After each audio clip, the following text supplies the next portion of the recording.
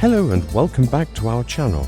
Today, we delve into a poignant story from the heart of British India, a tale of love, identity, and heartbreaking choices. It's the story of the children of James Achilles Kirkpatrick, a British resident, and Khair-un-Nissa, a noblewoman from Hyderabad. Their love story, which we've explored before, was a rare bridge between two cultures. But what became of their children, the living symbols of this union? In 1801, their first child was born, a boy they named Sahib Alam, which means Lord of the World. A year later, a daughter arrived, named Sahib Begum, Lady of High Lineage. In the West, they would come to be known as William and Catherine, or Kitty. These children were born into a world of dual heritage. Their father was a powerful British official, and their mother was a descendant of a noble Shia Muslim family. For the first few years of their lives, they were raised in Hyderabad, immersed in the rich tapestry of Indian courtly life. Imagine their childhood. They would have spoken Urdu and Persian, worn Indian attire, and been surrounded by the customs of their mother's family. Their father, James, deeply in love with Khair-un-Nissa, had embraced many local traditions himself. He built the magnificent Rang Mahal residency, a testament to their blended world. In this sanctuary, William and Kitty were cherished not as half-caste, but as the beloved offspring of a powerful couple. They were the embodiment of a love that defied the rigid boundaries of colonial society. But outside the walls of the Rang Mahal, the winds of change were blowing. The British East India Company was growing more powerful and less tolerant of its officials going native. The very existence of children like William and Kitty posed a problem for the British establishment.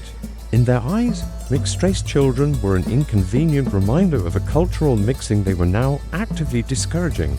They were seen as neither fully British nor fully Indian, belonging to a liminal space that the rigid colonial hierarchy refused to acknowledge. For James and Khair-un-Nissa, this growing prejudice created an impossible dilemma.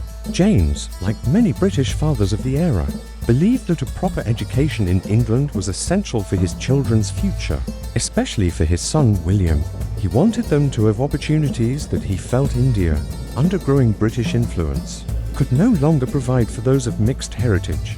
He envisioned a future where they could be accepted into British society, a future that seemed increasingly out of reach in their homeland. This decision, however logical it may have seemed to James, set the stage for an unimaginable heartbreak. For Khair-un-Nissa, the thought of sending her children across the ocean to a land she had never seen was devastating. In her culture, children remained with their families, woven into the fabric of the household. The idea of separating from them at such a young age, William was just 4 and Kitty was 3, was not just emotionally painful, it was culturally alien. She was their mother, the heart of their world. How could she let them go? The portraits painted of the children just before their departure capture this profound sadness. One famous painting shows them in their Indian attire, looking beautiful but with a sense of melancholy in their eyes, as if they understood the impending separation.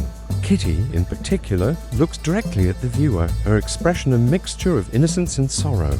These portraits are not just family keepsakes, they are historical documents, capturing the moment before their lives were irrevocably changed. In 1805, the time came. The children, barely old enough to understand what was happening, were taken from their mother's arms. Khair-un-Nissa's grief was boundless. She was a noble woman, accustomed to a life of privacy and decorum, but her sorrow was a raw, universal pain that no status could shield her from. She had lost her husband to a diplomatic mission, and now she was losing her children to a distant land. The Rang Mahal, once a symbol of love and family, must have felt like an empty, echoing tomb.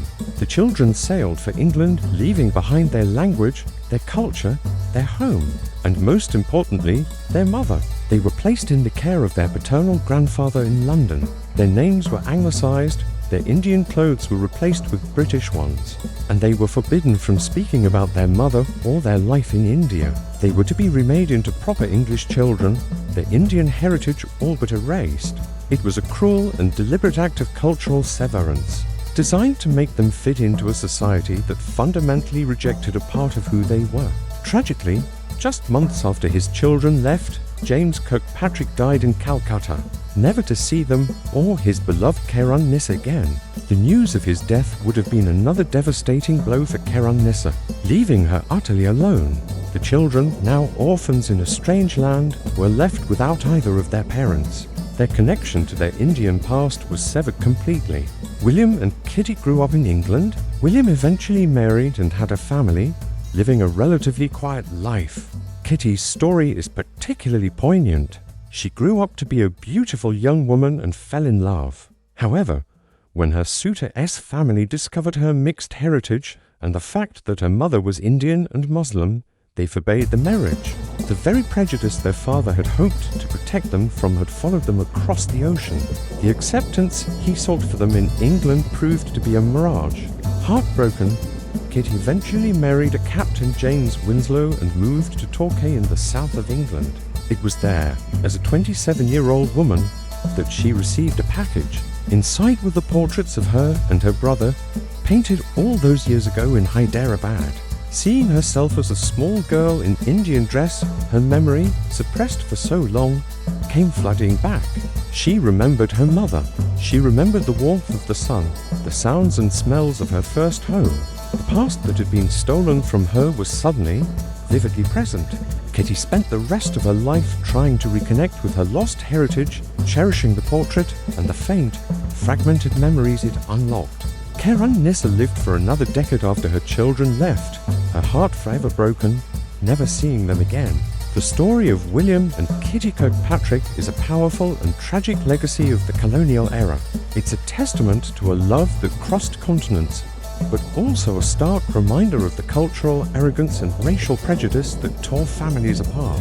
Their lives force us to confront the human cost of empire, a cost paid not just on battlefields, but in the quiet, heartbreaking moments of personal loss and stolen identity.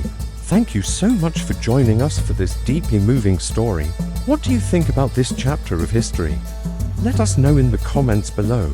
And if you found this story compelling, please like, share and subscribe for more explorations into the forgotten corners of the past. We'll see you next time.